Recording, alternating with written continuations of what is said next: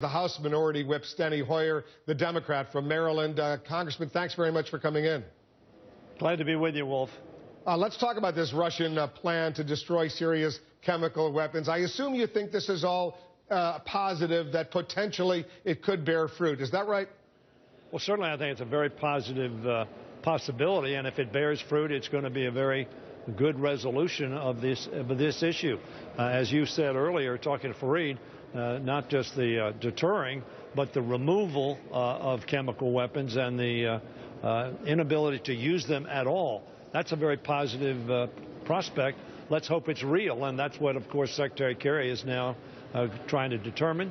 The Syrians have sent a letter to the United Nations saying that they're going to sign the Convention on Chemical Weapons. That is very great progress. In my view, all made because the president was willing to use military force to dissuade and to degrade the ability of the Syrians to use their chemical weapons. So, yes, I think this is a very positive possibility, but it's only a possibility. We'll see whether or not it's real.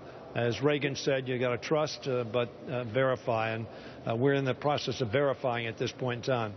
We should get some clues in the next few hours as how this meeting goes between Kerry and Lavrov in Geneva, and we're getting ready to hear what they have to say at the start of those negotiations. They're going to presumably come up with some compromise language that could be brought before the United Nations Security Council. I want to move on to some domestic issues, but very quickly, Congressman, if you would have had to vote on a resolution authorizing the use of force in Syria, you would have voted yay. Is that right?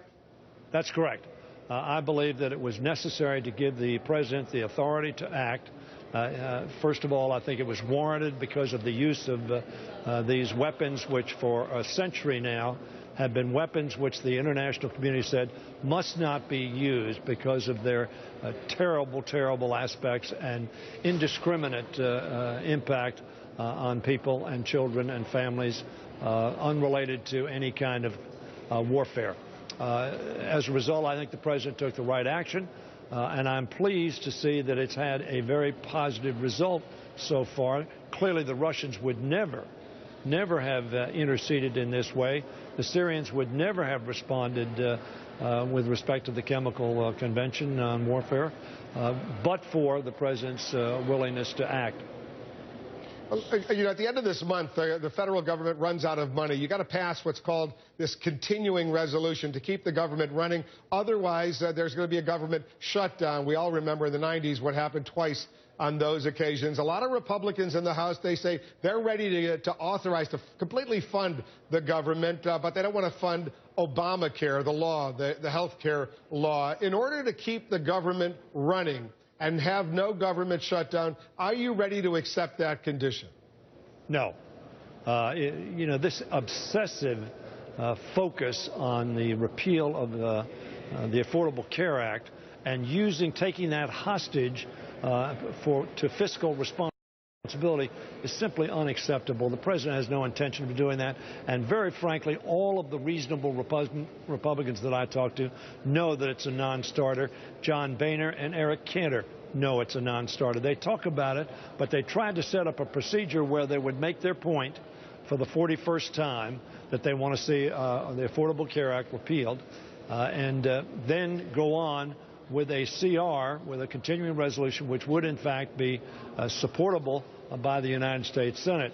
I have issues with it, but that aside, it is this obsession with saying either do what I want you to do or I am going to act in a fiscally irresponsible way. What about delaying its implementation for a year? Because the president, even the president, has delayed some parts of its implementation for a year. What about that compromise? Well, I don't think that's a compromise. The Affordable Care Act was given 4 years to be implemented. It's now about to be implemented October 1, where the marketplace will be open. People will be able to choose health care, and will give affordable, quality health care to at least 30 million more people than have availability to it now. We think that's very important. It's been a tough fight. Very frankly, we need to see how it works, correct it where it doesn't, and make sure it works properly to do what we want it to do. So even just to be affordable, quality health care to our people. Just to be precise, because we got to leave it here, Congressman, in order to keep the government running and not see a government shutdown, to fund the government for another year, this is a non-starter as far as you're concerned. You'd rather see the government shut down than delay implementation of Obamacare for a year?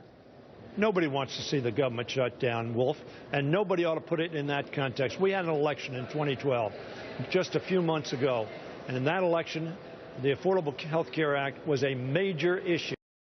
The American people re-elected Barack Obama as the president. That was one of his major programs. To now, the losers of that presidential election to come in and say, unless you do what we want you to do, that we lost at the ballot box, unless you do that, we're going to shut down government. That is not an acceptable alternative. Steny Hoyer is the minority whip in the House of Representatives. Congressman, thanks very much for joining us.